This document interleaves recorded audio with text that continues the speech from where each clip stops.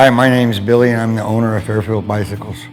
I started Fairfield Bicycles because I noticed that there was a need for a bike shop in town, and I figured, why not me? At Fairfield Bikes, we offer new and used bikes, service for the community, parts and accessories.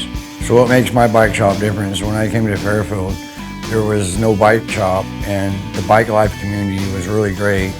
And I started riding with the local people, and I just seen the need for the bike shop. What sets us apart here is we cater to the BMX scene. We specialize in Merit, Mafia, Throne bikes, SE bikes. We have a large supply of BMX parts for the community.